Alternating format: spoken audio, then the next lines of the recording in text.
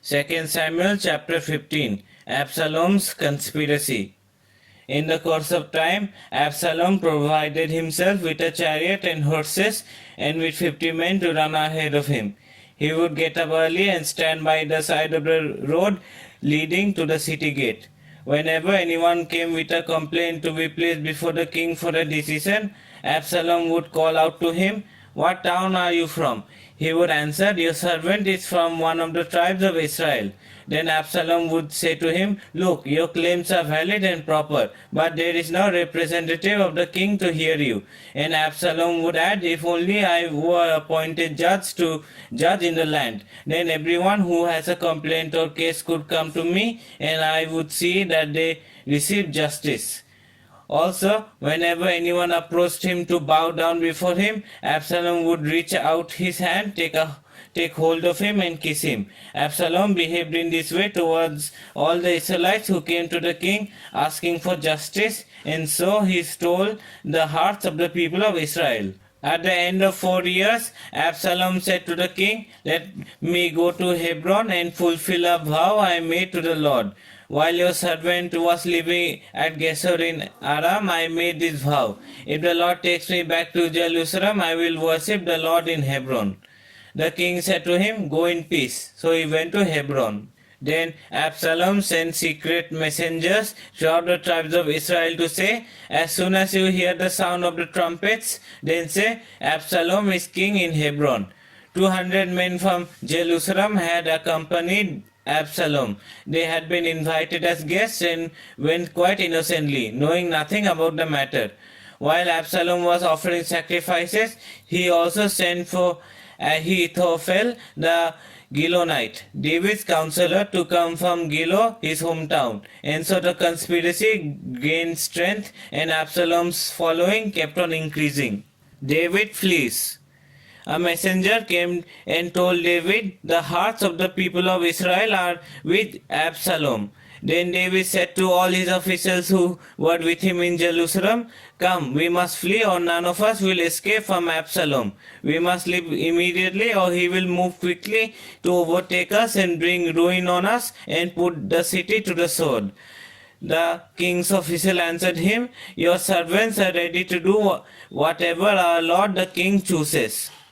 The king set out with his entire household following him, but he left 10 concubines to take care of the palace. So the king set out with all the people following him, and they halted at the edge of the city. All his men marched past him, along with all the Kerethites and the Pelethites, and all the 600 Gittites who had accompanied him from Gath marched before the king. The king said to Ittai the Gittite, "Why should you come along with us?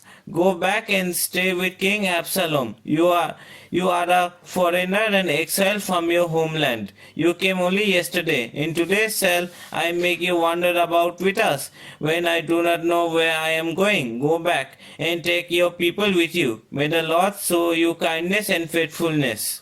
As Ittai replied to the king, "As surely as the Lord lives and as my lord the king lives, wherever my lord the king may be, whether it means life or death, there will your servant be." David said to Ittai, "Go ahead, march on." So Ittai the Gittite marched on with all his men and the families that were with him. The whole countryside wept aloud as all the people passed by. The king also crossed the Kidron valley, and all the people moved on towards the wilderness. Zadok was there too, and all the Levites who were with him were carrying the ark of the covenant of God. They set down the ark of God, and Abiathar offered sacrifices until all the people had finished leaving the city. Then the king said to Zadok, "Take the ark of God back into the city. If I find favor in the Lord's eyes, he will bring me back and let me see it and his dwelling place again. But if he says, 'I am not pleased with you,' then I am ready. Let him do to me whatever seems good to him." The king also said to Zadok the priest, "Do you understand? Go back to the city with my blessing. Take your son Ahimaaz with you, and also Abiathar's son Jonathan. You and Abiathar return with your 2 sons. I will wait at the fords in the wilderness until word comes from you to inform me." So Zadok and Abiathar took the ark of God back to Jerusalem and stayed there. But David continued up the Mount of Olives, weeping as he went. His head was covered and he was barefoot. All the people with him covered their heads too and were weeping as they went up. Now David had been told, Ahithophel is among the conspirators with Absalom. So David prayed, Lord, turn Ahithophel's counsel into foolishness.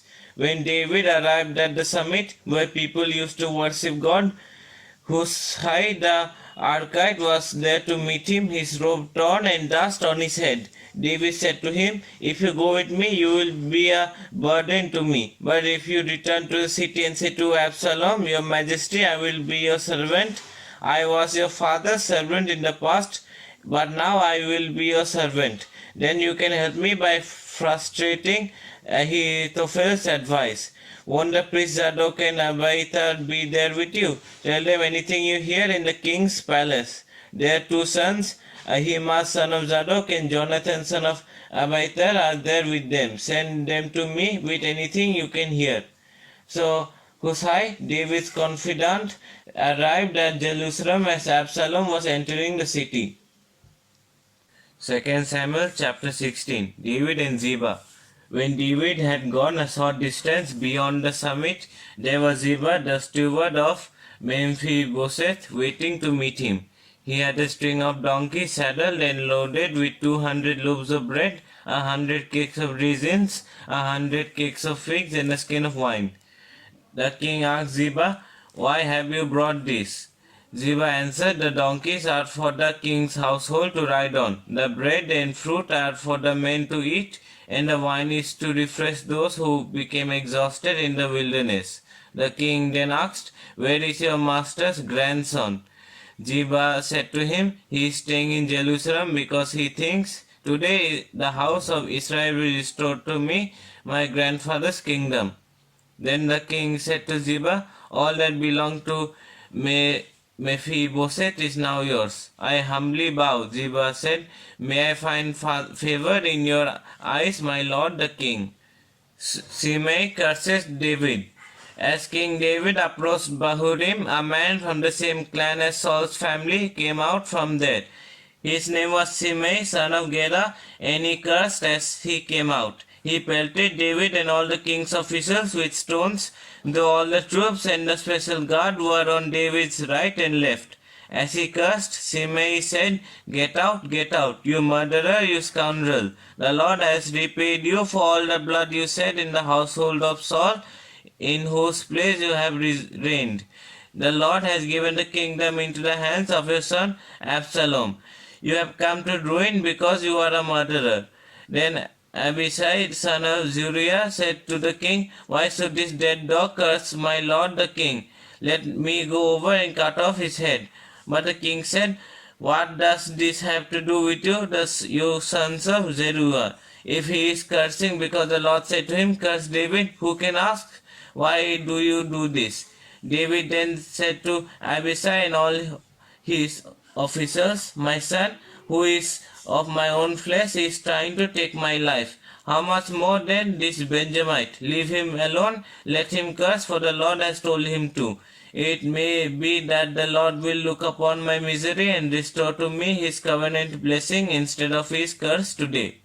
So David and his men continued along the road while Shimei was going along the hillside opposite to him, cursing as he went and throwing stones at him and showering him with dirt. The advice of Ahithophel and Hushai. Meanwhile, Absalom and all the men of Israel came to Jerusalem, and Ahithophel was with him. Then Hushai the Archite, David's confidant, went to Absalom and said to him, Long live the king, long live the king. Absalom said to Hushai, So this is the love you show your friend. If he is your friend, why didn't you go with him? Hushai said to Absalom, No, the one chosen by the Lord, by these people and by all the men of Israel, his I will be, and I will remain with him. Furthermore, whom should I serve? Should I not serve the son? Just as I served your father, so I will serve you. Absalom said to Ahithophel, Give us your advice. What should we do? Ahithophel answered, Sleep with your father's concubines whom he left to take care of the palace. Then all Israel will hear that you have made yourselves obnoxious to your father, and the hands of everyone with you will be more resolute. So they pitched a tent for Absalom on the roof, and he slept with his father's concubines in the sight of all Israel. Now in those days, the advice Ahithophel gave was like that of one who inquires of God. That was how both David and Absalom regarded all of Ahithophel's advice. 2 Samuel chapter 17. Ahithophel said to Absalom, I would choose 12,000 men and set out tonight in pursuit of David. I would attack him while he is weary and weak. I would strike him with terror, and then all the people with him will flee. I would strike down only the king and bring all the people back to you. The death of the man you seek will mean the return of all. All the people will be unharmed. This plan seemed good to Absalom and to all the elders of Israel. But Absalom said, summon also Hushai the Archite, so we can hear what he has to say as well. When Hushai came to him, Absalom said, Ahithophel has given this advice. Should we do what he says? If not, give us your opinion. Hushai replied to Absalom, the advice Ahithophel has given is not good this time. You know your father and his men. They are fighters and as fierce as a wild bear robbed of her cubs. Besides, your father is an experienced fighter. He will not spend the night with the troops. Even now he is hidden in a cave or some other place. If he should attack your troops first, whoever hears about it will say, there has been a slaughter among the troops who follow Absalom. Then even the bravest soldier whose heart is like the heart of a lion will melt with fear, for all Israel knows that your father is a fighter and that those with him are brave. So I advise you, let all Israel from Dan to Beersheba, as numerous as the sand on the seashore, be gathered to you, with you yourself leading them into battle. Then we will attack him wherever he may be found, and we will fall on him as dew settles on the ground. Neither he nor any of his men will be left alive. If he withdraws into a city, then all Israel will bring ropes to that city, and we will drag it down to the valley until not so much as a pebble is left. Absalom and all the men of Israel said, the advice of Hushai the Archite is better than that of Ahithophel. For the Lord had determined to frustrate the good advice of Ahithophel in order to bring disaster on Absalom. Hushai told Zadok and Abiathar the priests, Ahithophel had advised Absalom and the elders of Israel to do such and such, but I have advised them to do so and so. Now, send a message at once and tell David, do not spend the night at the fords in the wilderness. Cross over without fail, or the king and all the people with him will be swallowed up. Jonathan and Ahimaaz were staying at En Rogel. A female servant was to go and inform them, and they were to go and tell King David, for they would not risk being seen entering the city. But a young man saw them and told Absalom. So the two of them left at once and went to the house of a man in Bahurim. He had a well in his courtyard, then they climbed down into it. His wife took a covering and spread it out over the opening of the well and scattered grain over it. No one knew anything about it. When Absalom's men came to the woman at the house, they asked, where are Ahimaaz and Jonathan? The woman answered them, they crossed over the brook. The men searched but found no one, so they returned to Jerusalem. After they had gone, the two climbed out of the well and went to inform King David. They said to him, set out and cross the river at once. Ahithophel had advised such and such against you. So David and all the people with him set out and crossed the Jordan. By daybreak, no one was left who had not crossed the Jordan. When Ahithophel saw that his advice had not been followed, he saddled his donkey and set out for his house in his hometown. He put his house in order and then hanged himself. So he died and was buried in his father's tomb. Absalom's death. David went to Mahanaim, and Absalom crossed the Jordan with all the men of Israel. Absalom had appointed Amasa over the army in place of Joab. Amasa was the son of Jether, an Ishmaelite who had married Abigail, the daughter of Nahas and sister of Zeruiah, the mother of Joab. the Israelites and Absalom camped in the land of Gilead. When David came to Mahanaim, Sobi son of Nahas from Rabbah of the Ammonites, and Machir son of Amiel from Lodelba, and Barzillai the Gileadite from Rogelim brought bedding and bowls and articles of pottery. They also brought wheat and barley, flour and roasted grain, beans and lentils, honey and curds, sheep and cheese from cow's milk for David and his people to eat. For they said, the people have become exhausted and hungry and thirsty in the wilderness. 2 Samuel chapter 18. David mustered the men who were with him and appointed over them commanders of thousands and commanders of hundreds. David sent out his troops, a third under the command of Joab, a third under Joab's brother Abishai son of Zeruiah, and a third under Ittai the Gittite. The king told the troops, I myself will surely march out with you. But the men said, You must not go out. If we are forced to flee, they won't care about us. Even if half of us die, they won't care, but you are worth 10,000 of us. It would be better now for you to give us support from the city. The king answered, I will do whatever seems best to you. So the king stood beside the gate while all his men marched out in units of hundreds and of thousands. The king commanded Joab, Abishai, and Ittai, Be gentle with the young man Absalom for my sake. And all the troops heard the king giving orders concerning Absalom to each of the commanders. David's army marched out of the city to fight Israel, and the battle took place in the forest of Ephraim. There Israel's troops were routed by David's men, and the casualties that day were great, 20,000 men. The battle spread out over the whole countryside, and the forest swallowed up more men that day than the sword.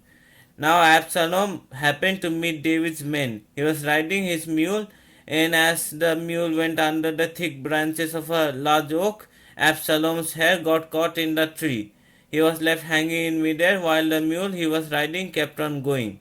When one of the men saw what had happened, he told Joab, I just saw Absalom hanging in an oak tree. Joab said to the man who had told him this, What, you saw him? Why didn't you strike him to the ground right there? Then I would have had to give you 10 shekels of silver and a warrior's belt. But the man replied, Even if 1,000 shekels were weighed out into my hands, I would not lay a hand on the king's son. In our hearing, the king commanded you and Abishai and Ittai, Protect the young man Absalom for my sake. And if I had put my life in jeopardy, nothing is hidden from the king. You would have kept your distance from me. Joab said, I am not going to wait like this for you. So he took 3 javelins in his hand and plunged them into Absalom's heart while Absalom was still alive in the oak tree. And 10 of Joab's armor bearers surrounded Absalom, struck him and killed him. Then Joab sounded the trumpet, and the troops stopped pursuing Israel, for Joab hurted them. They took Absalom, threw him into a big pit in the forest, and piled up a large heap of rocks over him. Meanwhile, all the Israelites fled to their homes. During his lifetime, Absalom had taken a pillar and erected it in the king's valley as a monument to himself, for he thought, I have no son to carry on the memory of my name. He named the pillar after himself, and it is called Absalom's monument to this day. David mourns. Now Ahimaaz son of Zadok said, Let me run and take the news to the king that the Lord has vindicated him by delivering him from the hand of his enemies. You are not the one to take the news today, Joab told him. You may take the news another time, but you must not do so today because the king's son is dead.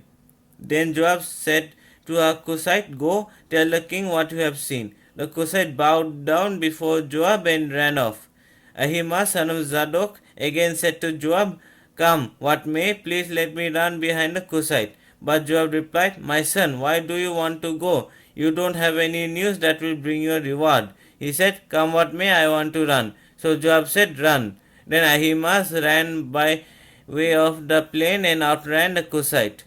While David was sitting between the inner and outer gates, the watchman went up to the roof of the gateway by the wall. As he looked out, he saw a man running alone. The watchman called out to the king and reported it. The king said, "If he is alone, he must have good news." And the runner came closer and closer. Then the watchman saw another runner, and he called down to the gatekeeper, "Look, another man running alone." The king said, "He must be bringing good news too." The watchman said, "It seems to me that the first one runs like Ahimaaz, son of Zadok." "He is a good man," the king said. "He comes with good news." Then Ahimaaz called out to the king, "All is well." He bowed down before the king with his face to the ground and said, "Praise be to the Lord your God. He has delivered up those who lifted their hands against my lord the king." The king asked, "Is the young man Absalom safe?" Ahimaaz answered, "I saw great confusion just as Joab was about to send the king's servant and me, your servant, but I don't know what it was." The king said, "Stand aside and wait here." So he stepped aside and stood there. Then the Cushite arrived and said, "My lord the king, hear the good news. The Lord has vindicated you today by delivering you from the hand of all who rose up against you." The king asked the Cushite, "Is the young man Absalom safe?" The Cushite replied, "May the enemies of my lord the king and all who rise up to harm you be like that young man." The king was shaken. He went up to the room over the gateway and wept. As he went, he said, "Oh, my son Absalom, my son Absalom, if only I had died instead of you. Oh, Absalom, my son, my son."